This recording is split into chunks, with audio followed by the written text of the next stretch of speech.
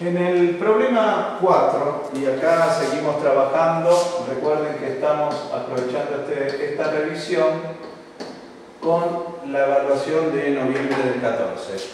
No la estamos resolviendo solamente, sino aprovechando para repasar un poco todos esos temas.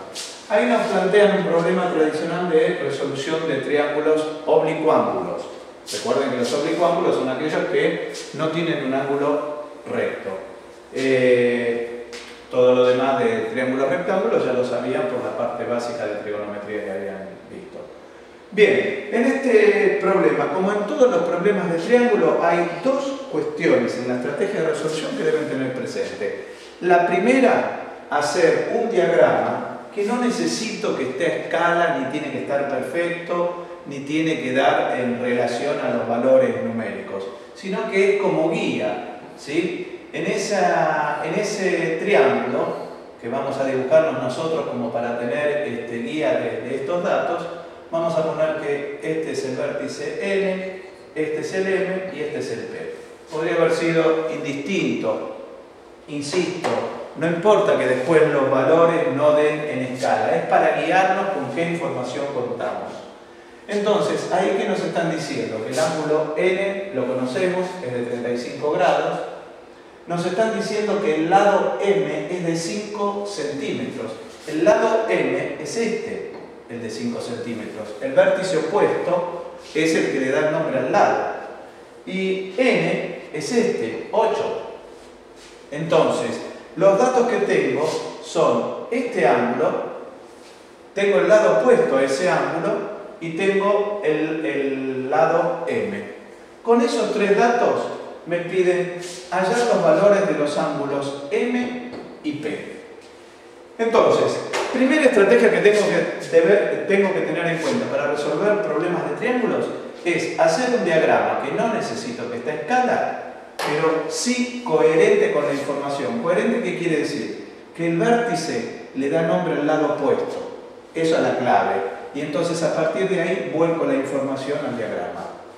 La segunda estrategia que debo tener presente en los problemas de resolución de triángulo es que si con la información que me dan, en esa información tengo como datos un lado y el ángulo opuesto, cosa que nos ocurre acá me están dando el lado N, que me dicen que es 8, y el ángulo N, que me dicen que es 35.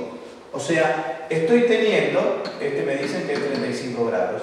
Estoy teniendo un lado y el ángulo opuesto. Cuando la información es esa, el problema comienza con teorema del seno para poder desarrollarlo. De esa manera voy a evitar inconvenientes o ambigüedades que me pueden surgir. Bien, ¿qué es lo que vamos a hacer acá? Vamos a plantear que 8 dividido el seno de 35 grados, ¿sí? Recuerden el teorema del seno, lo estoy haciendo el reemplazo directamente, por si alguien no se acuerda, es un lado dividido el seno del ángulo es igual a otro de los lados dividido el seno de su ángulo opuesto. Fíjense que es un lado y su ángulo opuesto, un lado y su ángulo opuesto. Y por último, C sobre el seno de C. Entonces, ese es el teorema del seno. Por eso es tan importante que si en la información llego a tener un lado y el ángulo opuesto, ya tengo una de las razones, ya tengo un numerito para poder resolver. ¿Qué es lo que nos pasa acá? Entonces yo hago 8 sobre el seno de 35, me va a dar lo mismo que decir 5, ahora tomo el lado sobre el seno del ángulo opuesto. El seno del ángulo opuesto en este caso es M. Cuando me pongo a resolver esto, ¿sí? ¿Qué es lo que van a hacer acá? Para despejar, recuerden lo del producto cruzado, voy a hacer seno de M por 8, me tiene que dar igual que 5 por seno de 35. Cuando resuelvan eso, van a llegar a una instancia donde les va a quedar que el seno de M, ¿sí?, va a ser igual, fíjense la cuenta que hago, 5 por el seno de 35 dividido 8. O sea, es por dividido el que está en la diagonal, en el vértice opuesto de la diagonal.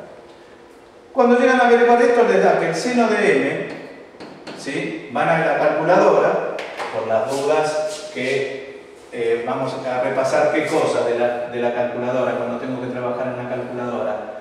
Tener el cuidado de que al entrar en la calculadora, los ángulos los esté trabajando correspondientemente. Por ejemplo, acá estoy trabajando en grados, entonces tengo que entrar en el menú y dejar que la calculadora esté en degree. Entonces ahora sí voy a hacer esa cuenta. Entonces en esa cuenta hago 5 por el seno de 35, ¿sí? Y todo eso me va a quedar dividido, ¿sí? Lo que vamos a hacer ahora es dividido 8. Y cuando hacemos eso nos da 0,358. Ahora bien, cuando nos quedó eso, 0,358, como trabajamos redondeando a 3 cifras significativas, nos quedaría 0,358. Pero ¿qué es lo que necesitamos? Averiguar el valor del ángulo M. Entonces, ¿qué vamos a hacer? Shift seno de ese valor, que ese valor lo tengo en la respuesta, hago Shift Answer. Entonces, ahí estamos, vamos a ver por qué no cargó ahí Shift seno, ahora sí lo cargó. Y nos va a dar que el ángulo es de 21 grados. Entonces, fíjense lo que tomamos ahí y nos está dando entonces que el ángulo M es de 21 grados.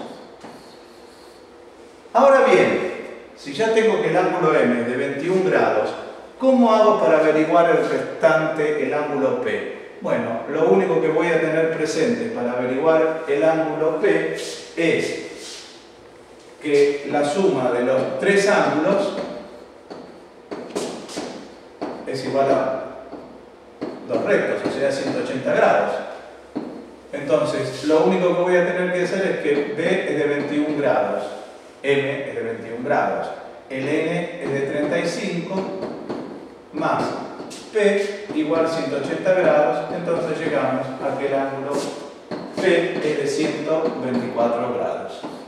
De esta manera, tenemos entonces lo que nos había pedido en la parte A, cuáles son los valores de los dos ángulos. Ahora bien, fíjense lo que hemos conseguido para la segunda pregunta, hallar el área del triángulo. Recuerden que tienen otra expresión para el área del triángulo, que ahora la vamos a ver, pero ¿cuál es la información que ya tenemos? Conocemos este ángulo, conocemos este lado, conocemos este otro lado, y conocemos también este ángulo. Este ángulo lo acabamos de averiguar, que es el ángulo P. Si recuerdan el ángulo P, dijimos recién que es de 124 grados. O sea que si reproduzco aproximadamente la figura, yo tengo que este ángulo es de 124 grados, ¿sí? Si se fijan, este es el lado de 5 y este es el de 8. 5 y 8. ¿Por qué tomo este dato? Porque para hallar el área del triángulo, ustedes tienen que es un medio de un lado por otro lado del triángulo por el seno del ángulo comprendido. Cuando yo lo pongo en este orden, A, B, C, significa en un triángulo que si esto es A, B, C, significa que este es el lado A, que este es el lado B, que este es el lado C. Entonces, ¿qué estoy diciendo? Lado A, lado B y ángulo C. O sea, siempre trabajo con el ángulo comprendido. Entonces, acá ¿qué es lo que vamos a hacer? Que el área del triángulo va a ser un medio de 5 por 8 por el seno del ángulo comprendido. Y cuando hagamos esta cuenta, redondeando a 3 cifras significativas, háganlo y fíjense que les va a dar 16,6. Fíjense que hemos pasado por las dos estrategias fundamentales para abordar los problemas de resolución de triángulos y el reconocimiento que para el cálculo del área, si tengo dos lados y el ángulo comprendido, puedo aplicar esta fórmula y hallar el área del triángulo. Bien, espero que esto les sea útil.